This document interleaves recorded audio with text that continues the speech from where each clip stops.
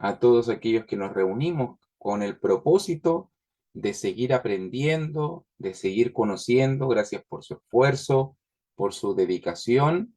Y estamos aquí delante del Señor, listos y preparados para escuchar su palabra. Hoy día vamos a considerar un interesante tema.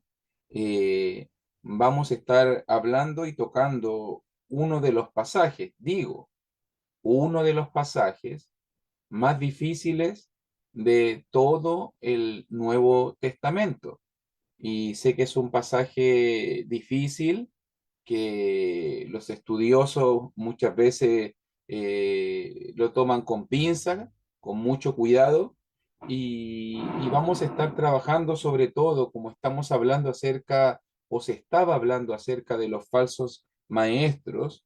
Hoy día vamos a hablar un poquito acerca de la apostasía y de esa palabra, de ese mensaje que estaba allí en Segunda de Tesalonicenses, capítulo 2.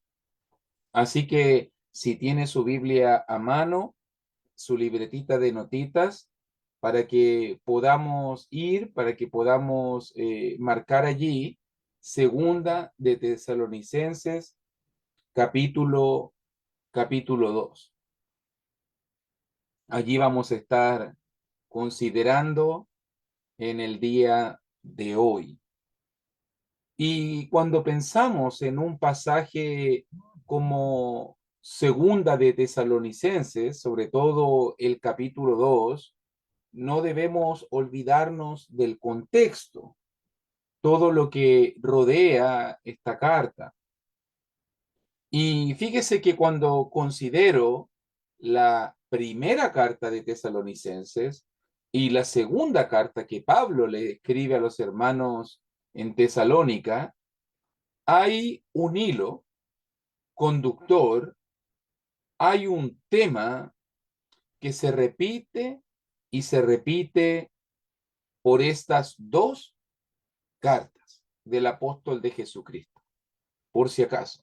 Y el tema que se repite constantemente, tanto en Primera de Tesalonicense como en Segunda de Tesalonicense, estoy solamente dando una orientación general. El tema que se repite es la la venida del Señor. Ese es el tema. Si usted solamente mirara, como decimos aquí en Chile, abuelo de pájaro, si mirara así de rápido una ojeadita en, en Primera de Tesalonicense y Segunda de Tesalonicense, usted vería, por ejemplo, en capítulo 1 de Primera Tesalonicenses, versículo 10, que se habla de esperar de los cielos a su Hijo. En el capítulo 2, verso 19, dice también el apóstol de Jesucristo: ¿cuál es nuestra esperanza o gozo, corona de que me gloríe?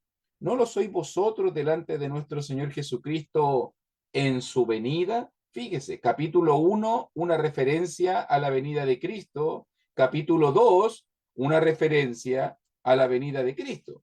Capítulo 3 de Primera de Tesalonicenses, versículo 13, para que seáis afirmados vuestros corazones irreprensibles en santidad delante de Dios nuestro Padre.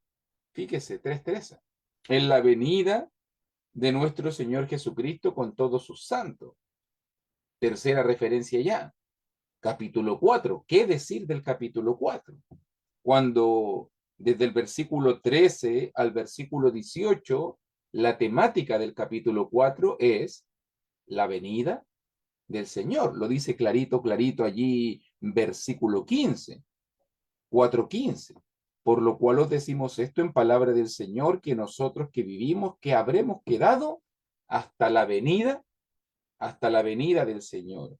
E incluso el capítulo 5 continúa con la idea en versículo 2, porque vosotros sabéis perfectamente que el día del Señor vendrá, así como ladrón en la noche, e incluso en 5:23, y el mismo Dios de paso santifique por completo y todo vuestro ser, espíritu, alma y cuerpo, sea guardado irreprensible para la venida de nuestro Señor Jesucristo. ¿Te fijas? En todos los capítulos, en cada capítulo de Primera de Tesalonicenses, hay un punto y una referencia a la segunda venida del Señor. Capítulo 1, capítulo 2, capítulo 3, capítulo 4, capítulo 5. El tema entonces general de esta carta, la venida del Señor, por si acaso. Y cuando llegamos a la segunda de Tesalonicenses, nuestro pasaje, ya en el capítulo 1, nuevamente Pablo sigue con el mismo tema. Fíjese muy bien cómo lo dice allí en 1:7, por ejemplo. Y a vosotros que sois atribulados, daros reposo con nosotros cuando se manifieste el Señor Jesús desde el cielo con los ángeles de su poder. Dice, por ejemplo, el versículo 7, o lo mismo dice el versículo 10, cuando venga en aquel día para ser glorificado en sus santos y ser admirado en todos los que creyeron. ¿Se fija? Ya nuevamente en capítulo 1 va a hablar acerca del tema de la segunda venida de nuestro Señor Jesucristo. Y mira cómo comienza, capítulo 2. Pero, segunda de Tesalonicenses, capítulo 2, pero con respecto a la venida de nuestro Señor Jesucristo y nuestra reunión con Él, os rogamos, hermanos. ¿Te das cuenta cómo conecta todo Pablo? ¿Te das cuenta el hilo conductor? Durante ya 2 cartas está hablando intensa y abundantemente acerca de la segunda venida de Cristo, para que lo mire allí y se dé cuenta. El punto, el problema. Pablo ya habló en la primera carta abundantemente, usted lo vio en cada capítulo, acerca de la segunda venida de Cristo. El punto es que surgieron problemas al hablar acerca de este tema. Surgieron interpretaciones equivocadas. Lamentablemente hubo interpretaciones equivocadas de la iglesia de Tesalónica. Incluso algunos pensaron que la venida del Señor era algo automático, era algo que iba a suceder ahora ya, en, que incluso ya había sucedido, imagínense. Eso va a decirnos Segunda Tesalonicenses capítulo 2, versículo 2, por si acaso. Que no nos dejéis mover fácilmente de vuestro modo de pensar, ni os conturbéis, ni por espíritu, ni por palabra, ni por carta, como si fuera nuestra, en el sentido de que el día del Señor, dicen nuestras Biblias allí, está cerca. Si usted tiene acceso a un interlineal o a la posibilidad de ver el idioma original, allí en versículo 2, cuando dice el día del Señor está cerca, literalmente dice que el día del Señor ya llegó, ya llegó. Eso es lo que se predicaba, imagínense. O sea que habían hermanos que estaban diciendo que el día del Señor ya había llegado, ya había llegado. Entonces, muchas malas interpretaciones comenzaron a abundar en la iglesia. Y muchos comenzaron a decir que Cristo venía inmediatamente o que ya llegó y vino solamente por algunos o que solamente trató con alguno. Y al final, estas malas interpretaciones comenzaron a deteriorar la vida espiritual de la iglesia de Tesalónica. Por ejemplo, en Primera Tesalonicense, muchos se hicieron ociosos, comenzaron a ser chismosos, entremetidos, dejar sus trabajos, vender sus propiedades. Muchos decían, es que Cristo viene. Entonces, ¿qué pasa si Cristo viene y yo estoy trabajando? o yo estoy afanado de mis cosas. ¿Qué pasa si Cristo viene y yo estoy ocupado en mis quehaceres? Entonces ellos pensaban erróneamente. No, yo voy a alejarme de todo, voy a dejar mi trabajo, voy a vender mi casa, voy a vender mis bienes, voy a vender todo para esperar al Señor, porque el Señor viene ya, ahora. Y el punto es que Cristo demoró, todavía lo esperamos, y ellos no tenían cómo subsistir, perdieron sus casas, perdieron sus trabajos, comenzaron a hacerse ociosos, comenzaron a hacerse una carga en la iglesia y al final hubo problemas. Entonces Pablo se ve la necesidad en la segunda carta, donde estamos trabajando, de poder corregir estos conceptos. Por eso se escribe segunda de Tesalonicenses, para poder ayudar a la iglesia a poder tener un orden de cómo van a suceder las cosas y al final poder tener claro los procesos, poder tener claro el propósito de Dios.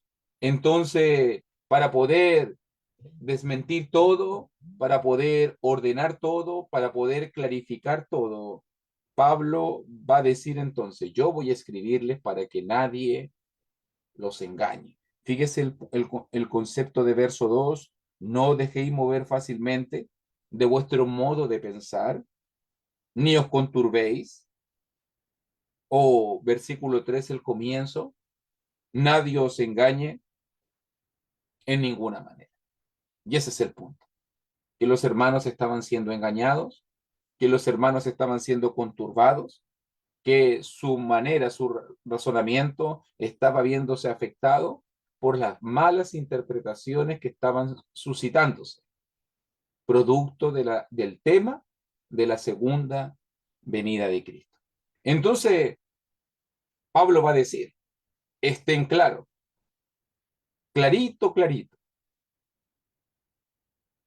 la venida del Señor está cerca, viene, estamos aguardando al Señor, pero antes de que venga el Señor, dice Pablo allí en 2 Tesalonicenses 2:3, porque no vendrá sin que antes venga la apostasía y se manifieste el hombre de pecado, el hijo de perdición.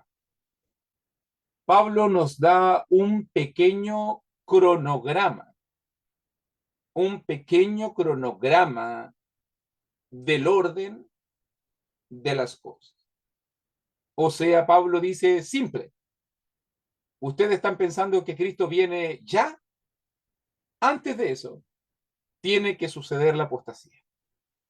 Antes de la venida de Cristo viene la apostasía. Estamos hablando en la perspectiva de una iglesia primitiva, de una iglesia del Señor en el primer siglo. Eso es lo que Pablo le está escribiendo a la iglesia de Tesalónica en el primer siglo, hace casi 2000 años atrás.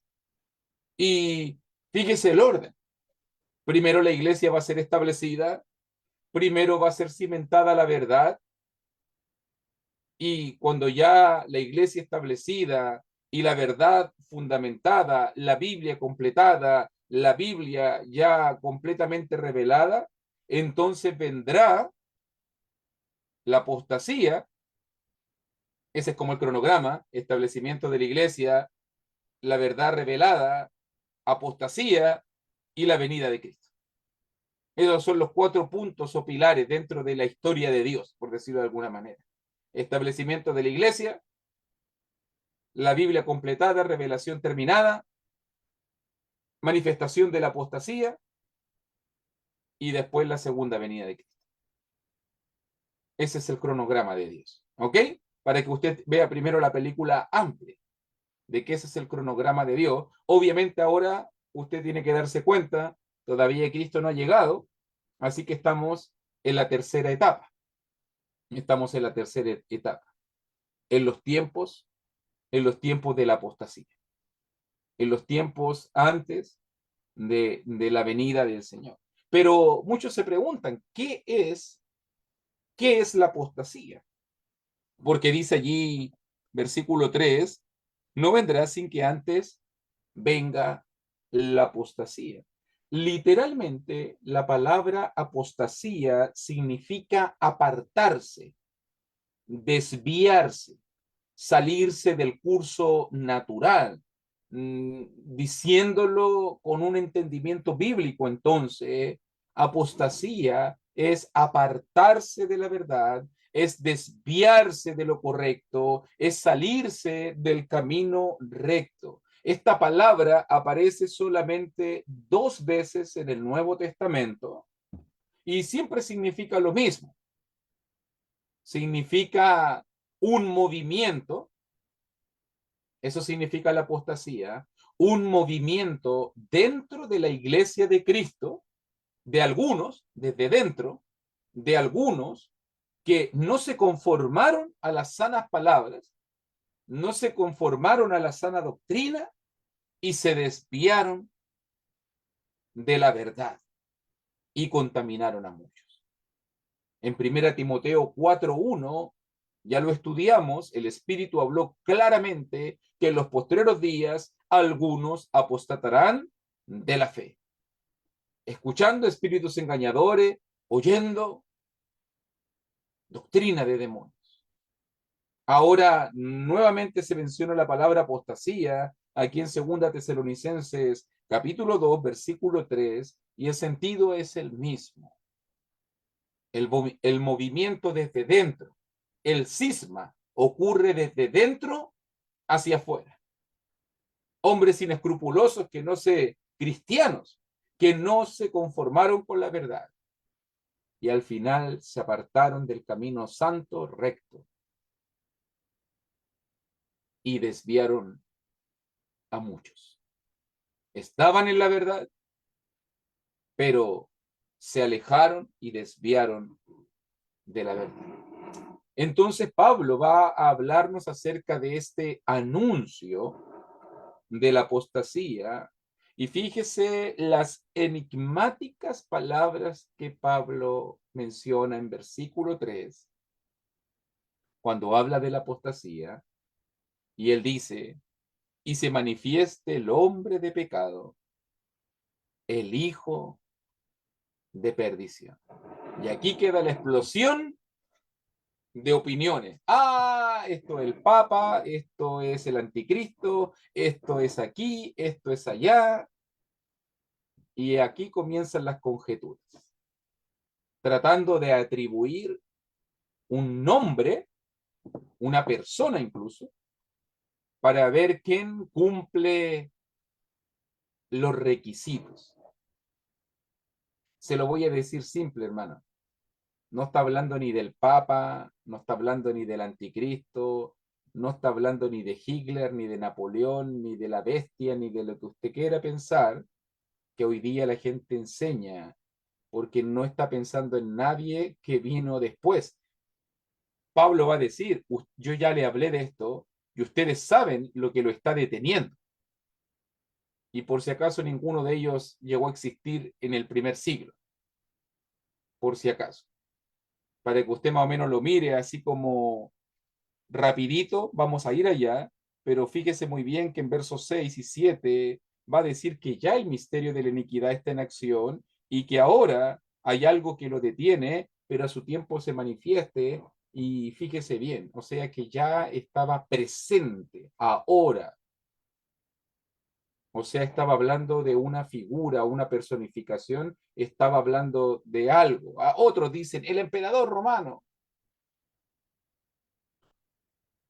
Tenemos que tener cuidado, hermano, cuando estudiamos la Biblia. Ese es mi primer punto. Tenemos que tener cuidado de hacer aplicaciones equivocadas, sobre todo porque muchos dicen el Papa no llegó a existir ni 500 años después, 600 años después. ¿Cómo va a ser el Papa? ¿O cómo va a ser el anticristo? Cuando Primera de Juan dice que el anticristo es todo aquel que va contra la doctrina de Cristo, ¿cierto? El anticristo no es una persona, el anticristo es una mentalidad, es un corazón, es una desviación del propósito y la voluntad de Dios. Cualquier cristiano que se desvíe y va contra la doctrina de Cristo se puede convertir en un anticristo. No está hablando de una persona. Ese es el problema de nosotros, que nosotros queremos atribuirlo. Ahora, yo me puse a investigar sobre eso para explicarlo técnicamente. El punto es que Pablo usó una figura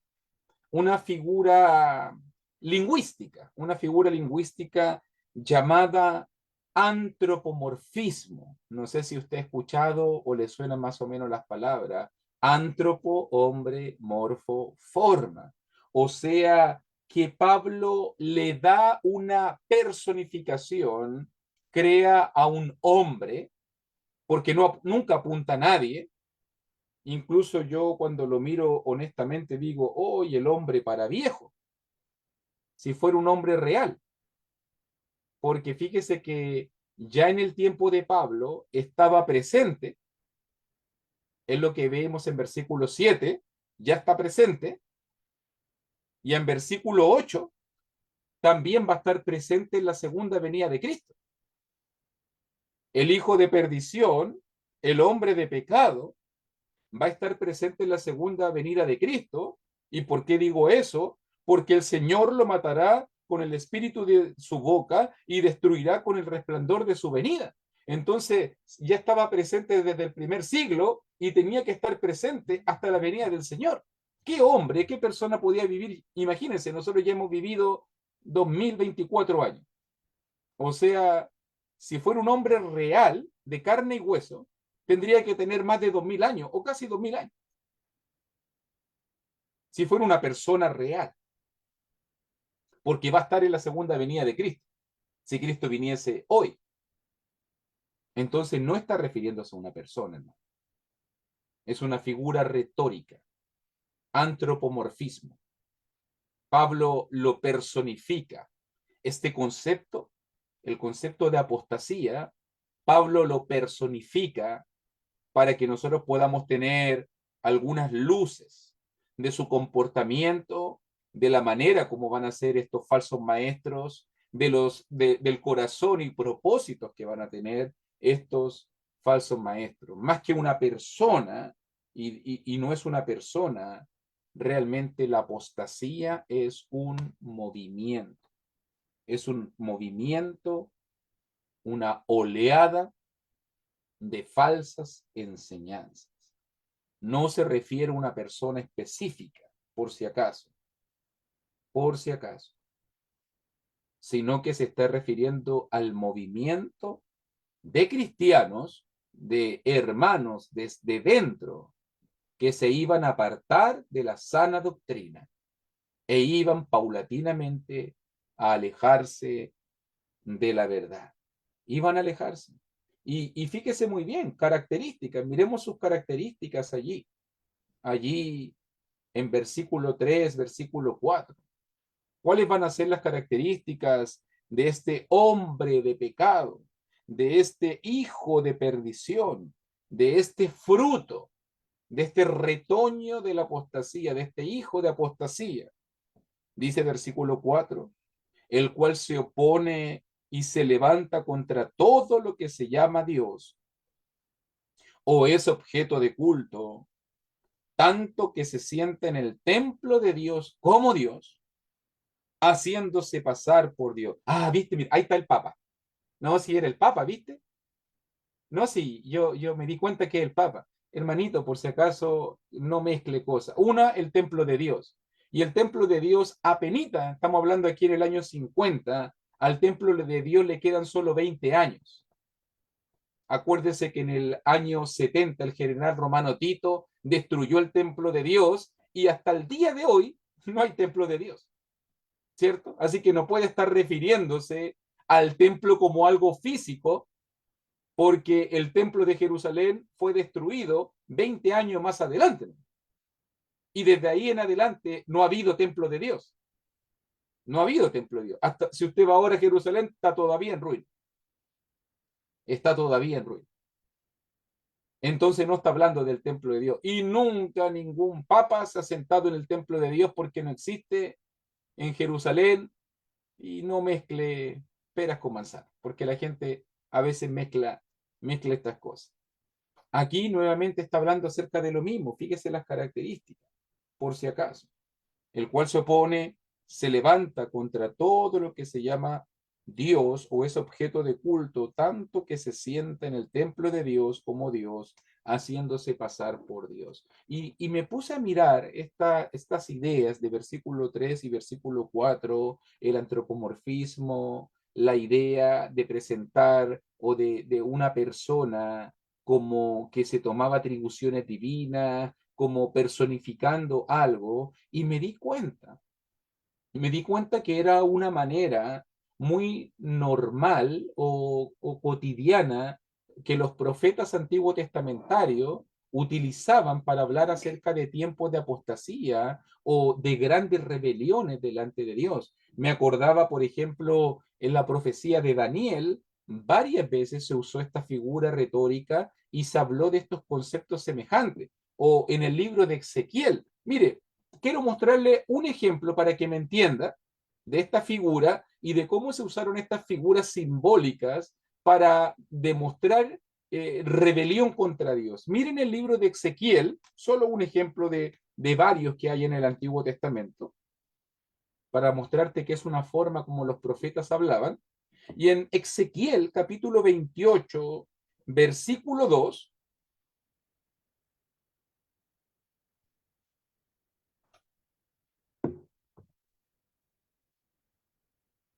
y disculpe por usar Ezequiel capítulo 28, porque algunos utilizan Ezequiel 28 para decir el diablo. Aquí está Satanás el diablo, pero si usted lee honestamente Ezequiel capítulo 28, yo no encuentro por ninguna parte al diablo. Pero como somos muchas veces influenciados por las enseñanzas denominacionales, muchos maestros denominacionales dicen que Ezequiel 28 habla de Satanás. Pero fíjese bien, Ezequiel 28:2 nos dice clarito, clarito de quién está hablando. Hijo de hombre, di al príncipe de Tiro. Así ha dicho Jehová el Señor, por cuanto se enalteció tu corazón y dijiste, yo soy un Dios, en el trono de Dios estoy sentado, en medio de los mares, siendo tu hombre y no Dios, y has puesto tu corazón como corazón de Dios. ¿De quién está hablando? Del rey de Tiro, ¿cierto?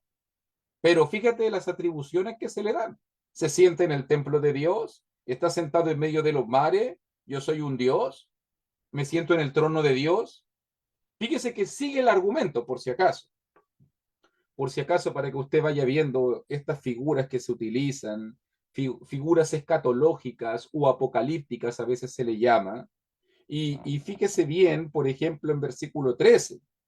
En Edén, en el huerto de Dios estuviste, de toda piedra preciosa era tu vestidura. Mire versículo 14, tú querubín grande protector, yo te puse en el santo monte de Dios. Perfecto, 15, eras en todos tus caminos desde el día en que fuiste creado hasta que salió en ti maldad. El diablo, ¿viste? Mira, ahí está el diablo. Lea versículo 12, por favor, para que usted se dé cuenta. Pero ¿cómo se dice querubín? Es que estuvo en el Edén, es que es querubín grande y protector. Dice y en versículo 12 de Ezequiel 28, hijo de hombre, levanten decha sobre el rey de Tiro y dile, así ha dicho Jehová el Señor, tú eras el sello de la perfección, lleno de sabiduría y acabado de hermosura. En Edén, en el huerto de Dios estuviste. ¿El rey de Tiro estuvo en el Edén? No, es una figura simbólica. ¿Es el rey de Tiro un querubín o fue un querubín? No, es una figura simbólica para describir su poder, su ensorbecimiento, su rebeldía, cómo llegó a lo más alto y cómo cayó en su orgullo y en su soberbia, para que usted lo vea. Figuras muy utilizadas, si usted lee el libro de Jeremías, si usted lee el libro de Ezequiel, si usted ha leído el libro de Daniel, de Zacarías, y muchos otros profetas menores también, usted se va a dar cuenta que normalmente se utilizan estas figuras simbólicas de seres angelicales, del trono de Dios, de una personificación del mal, y todo eso con figuras antropomórficas solamente para describir el orgullo, la soberbia, la rebeldía, la desobediencia, el alejamiento de Dios. Lo mismo está haciendo Pablo aquí en Segunda de Tesalonicenses, capítulo 2, hablando acerca del hombre de pecado, del hijo de perdición, el cual se opone y se levanta contra Dios y es objeto de culto y se siente en el templo de Dios como Dios, haciéndose pasar por Dios, ¿cierto? Aquí no se refiere entonces a una persona específica, obviamente, se refiere a un movimiento, no a una persona, porque la apostasía es un movimiento que se extendió desde el primer siglo y se va a extender hasta la venida del Señor. Voy a decirlo así, hasta la venida del Señor, hasta el fin de este mundo. Habla del templo, pero recuerde que el templo va a ser destruido, ¿cierto? El templo va a ser destruido en el año 70 por el general romano Tito, así que no se está refiriendo ni al Vaticano, que no es templo de Dios por si acaso, ni a ninguna, ni a ninguna otra cosa.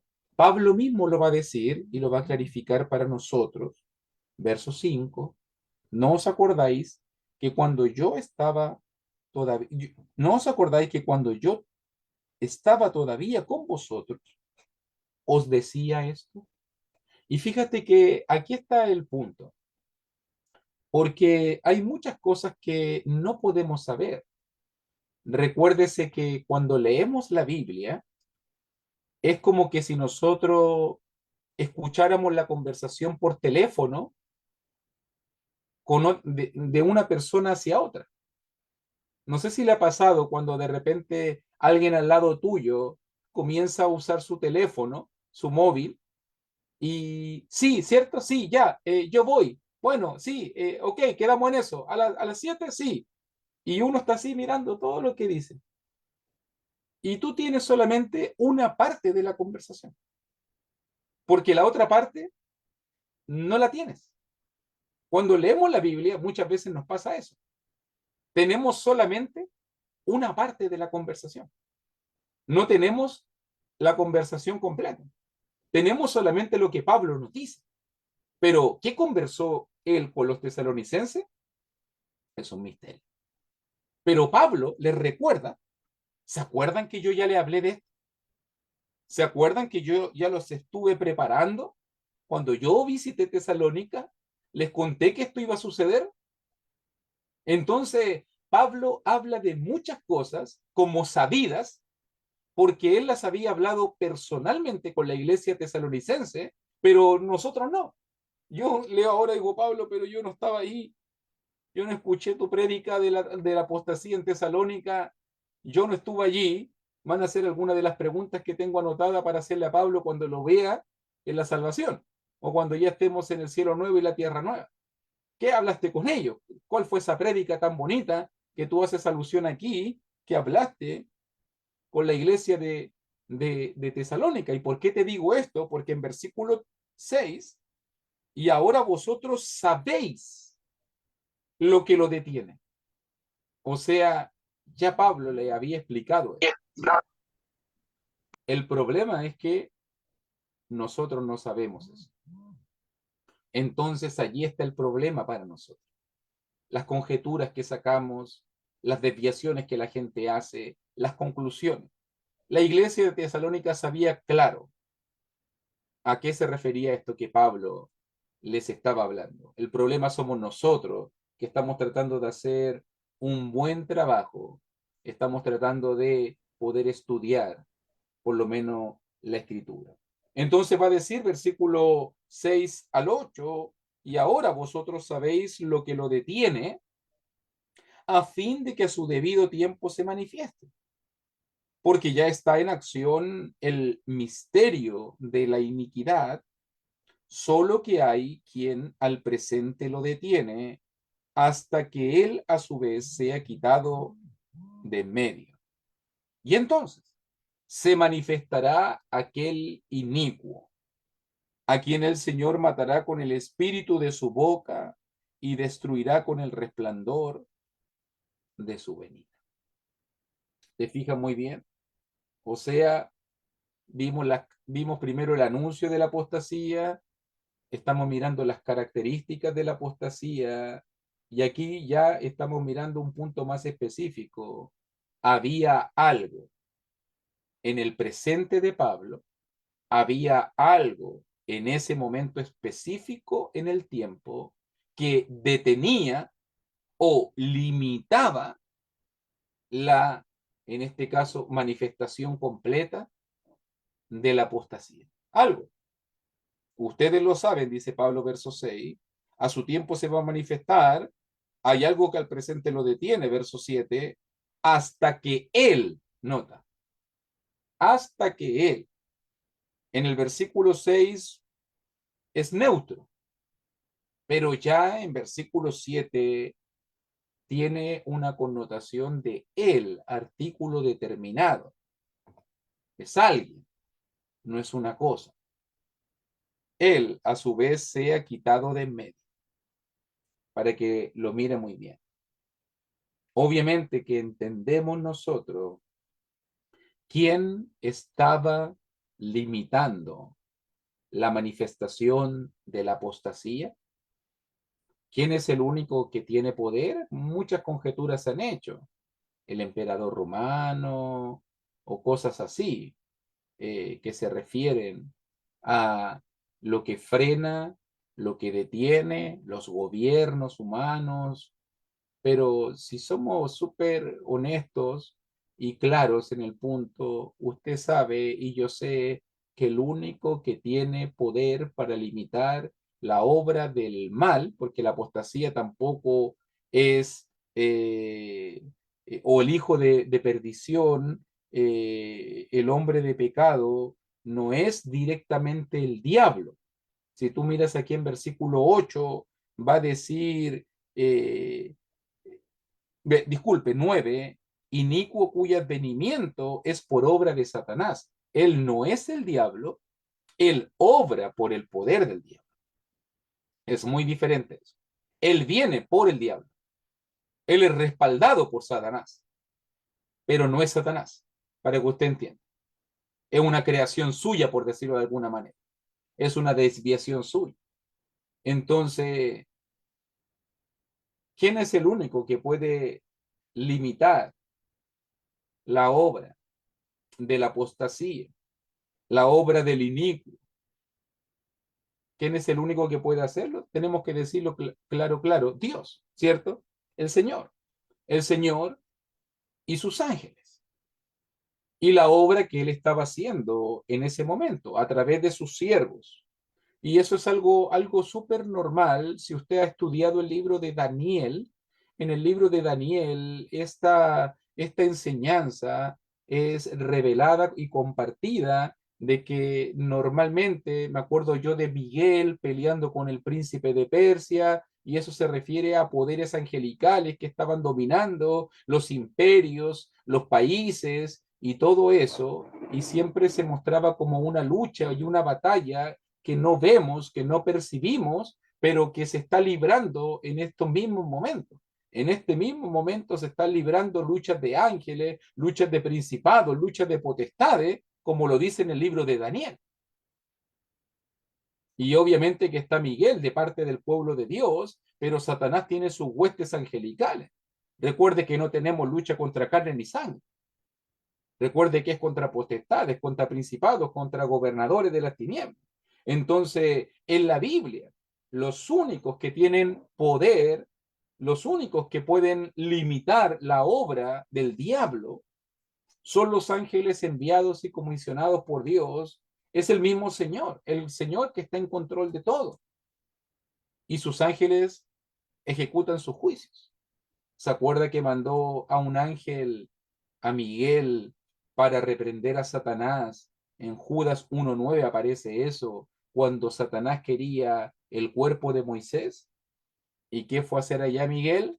El Señor te reprenda. El juicio de Dios, la limitación. ¿Se acuerda cuando Satanás le dijo, oh, Satanás fue al trono de Dios, por decirlo de alguna manera, para, para probar a Job? Y él lo limitó. ¿Se acuerda cuando Jesús dijo a Pedro, Satanás os ha pedido para zarandearos como a trigo, pero él lo limitó? Para que usted entienda, Satanás obra siempre con un poder limitado, supeditado, sujeto a la voluntad de Dios. Entonces, obviamente que en este momento específico, porque yo me pregunto, ¿por qué Dios limitó a Satanás y sus mensajeros en el primer siglo? ¿Por qué? ¿Por qué Dios los limitó?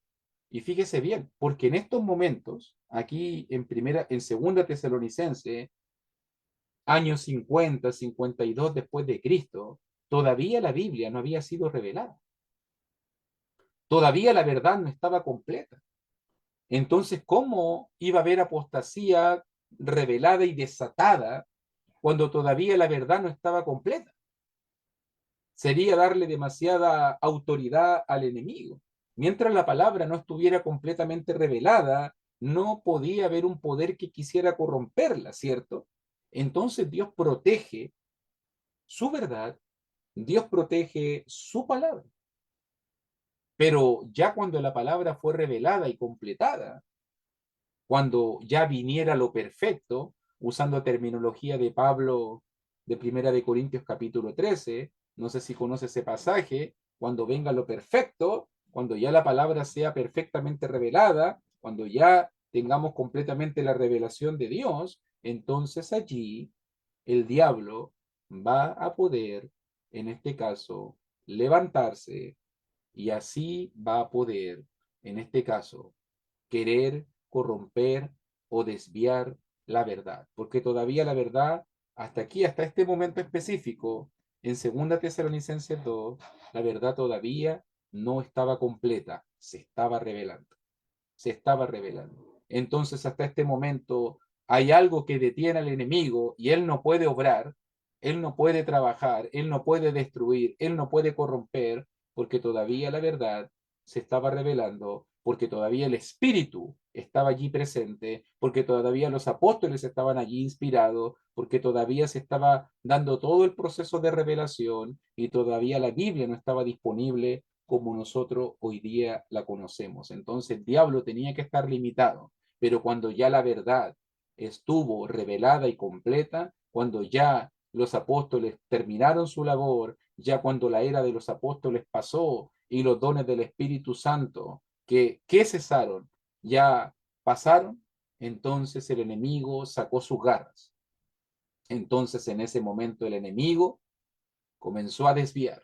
Y es lo que conocemos, si usted se ha dado cuenta históricamente hablando, cuando ya pasó la era de los apóstoles, cuando ya la palabra fue revelada, cuando ya la doctrina completamente fue establecida, increíblemente comenzaron los movimientos apóstatas y comenzaron las denominaciones y comenzaron las sectas y comenzó a haber toda esta mezcolanza hoy en día de iglesias, de doctrinas, de pensamientos, y es lo que tenemos hasta el día de hoy. Miles y miles de sectas y denominaciones por obra y fruto de Satanás, que desvían la verdad, que se levantaron desde el primer siglo, sus semillas, que se levantaron desde el primer siglo y quieren corroer la verdad. Pero yo me pregunto, y esta para mí es la pregunta más importante que muchos tal vez se pueden hacer cuando estudian Segunda Tesalonicenses capítulo 2. Y la pregunta es, ¿por qué Dios permitió la apostasía? ¿Por qué? ¿Por qué realmente Dios permitió que sucediera todo esto? Y fíjate bien, porque si miras desde el versículo 10, 11 y 12, vas a entender el propósito de Dios. A veces nos cuesta aceptarlo, pero allí está la sabiduría de Dios. Y con todo engaño de iniquidad para los que se pierden, por cuanto no recibieron el amor de la verdad para ser salvos. Por esto Dios les envía un poder engañoso para que crean la mentira, a fin de que sean condenados todos los que no creyeron a la verdad, sino que se complacieron en la injusticia. ¿Sabe por qué? Dios quería probar. El Señor ha permitido, porque Él quería probar a la humanidad.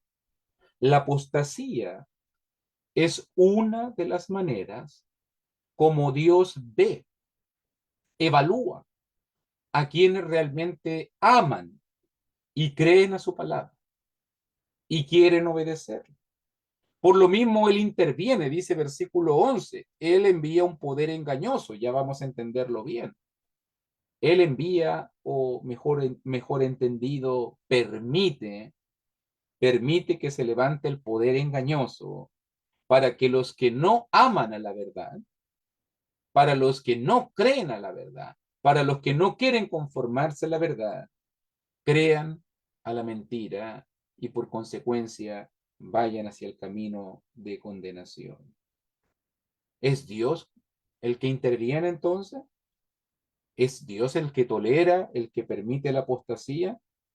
Lamentablemente, hermanito, tenemos que decir esto. Dios constantemente ha revelado su palabra. Dios ha enviado mensajero. Dios reveló su Espíritu Santo. Dios envió los apóstoles. ¿Y qué ha hecho el mundo? ¿Qué ha hecho la gente? ¿Qué ha hecho la humanidad? Hemos desoído a Dios. Hemos querido creer la mentira. Hemos querido inventar religiones. Desde los tiempos de Israel. Desde el tiempo de Israel, creando los becerros de oro. Desde allí hemos querido crear nuestros propios dioses, nuestras propias concepciones de Dios, nuestros propios caminos. Tú tienes tu verdad, yo tengo la mía. Yo hago lo que quiero, yo vivo mi vida a mi manera, yo tengo mi propio Dios, yo sirvo a Dios como me gusta. Y desde ese momento en adelante nos hemos desviado con pensamientos humanos. Desde ese momento en adelante hemos querido creer la mentira y no nos hemos sujetado a Dios. Entonces Dios dice, ¿quieren creer a la mentira? Estoy hablando de miles y miles de años aguantando a una humanidad que quiere crear sus propios dioses, que quiere crear sus propias religiones, que quiere crear sus propias doctrinas, que quiere crear sus propias Biblias, sus propios entendimientos, sus propias deidades incluso. Y Dios dice, ¿quieren creer a la mentira? Crean a la mentira. ¿Quieren crear religiones? Vayan y hagan todo lo que quieran. Pero ustedes no aman mi verdad. Se van a perder. Se van a perder. Lamentablemente, Dios está tan molesto con la gente que no ama la verdad. La gente que no quiere sujetarse a su verdad. Que Él prefiere hacer a un lado su mirada. ¿Quieren ser engañados? Sean engañados. Y por eso Él, lamentablemente, les envía en el sentido de tolerancia. Permite, permite que el hombre, que el hombre sea, que seamos engañados con nuestros propios racionamientos. Dicho de una manera simple, como la gente quiere creer en el error, entonces Dios los deja que crean el error. No va a forzar a nadie. Dios no fuerza a nadie. Ese es el libre albedrío. Como prefiere la gente más la mentira que la verdad, entonces Dios dice, quédense con su mentira, yo no los voy a obligar. Lo triste de estos pasajes es qué le va a suceder a la gente que no recibieron al amor de la verdad, qué le va a pasar a la gente que no crean a la verdad. Dice allí, versículo 10, para los que se pierden, versículo 12, a fin de que sean condenados. Eso es lo triste. Van a condenarse, van a perderse. Lamentablemente, la gente de hoy en día, Dios no va a hacer nada para evitarlo, porque Dios ya está molesto con un mundo que quiere perderse, que quiere crear sus propios dioses, sus propias doctrinas. Pablo lo está anticipando. Lamentablemente, hasta cuándo va a estar la apostasía? Si tú miras versículo 8, hasta la venida del Señor. Hasta la venida del Señor. ¿Cierto? Hasta allí. La apostasía, este movimiento general de que se aparta de Dios y que se apartó de la sana doctrina, va a estar hasta la venida del Señor. Esto va a comenzar paulatinamente, con pequeñas falsas enseñanzas. Va a ser de a poquito. Me acuerdo yo por ahí, alguien dice el agua bendita, el tema del bautismo, el tema de velas, y lamentablemente se convirtió estas pequeñas semillitas de apostasía, comenzaron a convertirse en un movimiento mundial que usurpó el lugar de la verdadera iglesia y que pretenden, se ven como de Dios, que pretenden haciéndose pasar por Dios, que pretenden ser la iglesia verdadera, que pretenden ser el camino verdadero, la luz de Dios, la iglesia de Dios. Y así comenzando por las distintas sectas y denominaciones: Iglesia Católica Romana, Iglesia Católica Ortodoxa Griega, los protestantes, luteranos, presbiterianos, y así semillita tras semillita, porque digo católico romana porque fue la primera denominación creada por el hombre en el año 325 después de Cristo, y así hasta el presente. Las cientos o miles de denominaciones de falsas iglesias son herederas de este movimiento de apostasía que comenzó a finales del primer siglo y que se ha extendido hasta el siglo XXI y seguirá hasta la venida de Cristo. Todas estas iglesias y falsas doctrinas inventadas por los hombres son iglesias apóstatas, herederas de este movimiento. No se extrañe lo que estoy diciendo, hermanito, porque este es mi último punto. Por lo que vemos en este pasaje, en 2 Tesalonicenses capítulo 2, el diablo tiene iglesias, el diablo tiene poder, el diablo tiene suministros. ¿Las iglesias apóstatas tienen poder? Sí, dice versículo 9. Obran poderes, con gran poder, señales y prodigios mentirosos, por obra de Satanás. Como el diablo tiene un poder limitado, había algo que allí lo estaba limitando, por si acaso dice el pasaje. También sus iglesias obran un poder limitado, pero tienen gran poder. No es de extrañar que en las iglesias falsas hoy en día muchas aleguen tener poder y autoridad como la iglesia verdadera. Dios nos asegura que ellos tienen poder, pero realmente el poder viene del diablo. ¿Y por qué lo dice? Para que usted y yo no seamos engañados, porque no porque alguien diga que tiene poder o autoridad, no porque alguien diga que obra milagros o señales, significa que es de Dios. Lo importante es la doctrina, lo importante es su base fundamental, su constitución, si se cimientan en la verdad o no se cimientan en la verdad. Si aman la palabra, como dice versículo 10, si creen a la palabra, como dice versículo 12, pero si creen a la mentira, entonces son herederas de Satanás e iglesias apóstatas. Cuidado con la apostasía, hermanito. Cuidado con la falsa doctrina. Cuidado con los falsos maestros. Ya vimos que Dios lo permite. Ya vimos que Dios lo tolera. ¿Por qué? Para probarte a ti, para probarme a mí. Muchos hoy en día no estudian, no profundizan, los engañan, no se dan cuenta del error. Yo quiero hablarte este pasaje hoy día para abrir nuestros ojos, para poder estar claros de saber que la apostasía ha estado presente desde el primer siglo y va a estar presente hasta la venida del Señor, y lamentablemente el diablo tiene poder y está obrando, y por eso debemos defendernos, por eso debemos cimentarnos en la verdad, por eso debemos tener fundamentos sólidos, porque sabemos que hay un enemigo poderoso que está allí presente, afectando, dañando, influenciando. Usted se da cuenta al tiro, usted se da cuenta, yo me doy cuenta de inmediato cómo el diablo anda haciendo tanto daño por tantas sectas, denominaciones y falsas enseñanzas, evangelio de la prosperidad, dones y sanidades y tantas cosas que hoy en día se enseñan y se dicen como ciertas y verdaderas, pero que no tienen cimiento alguno en la verdad ni en la palabra de Dios. Y tristemente lo digo, muchos por su falta de estudio, muchos por no escudriñar ni amar a la verdad, creen a la mentira y son condenados. Y eso es lo triste. Entonces hablamos en la perspectiva de responsabilidad, de que debemos seguir estudiando, de que la apostasía es real, estamos viviendo en tiempos de apostasía y sabemos que eso es un preámbulo, como ya estamos en tiempos de apostasía.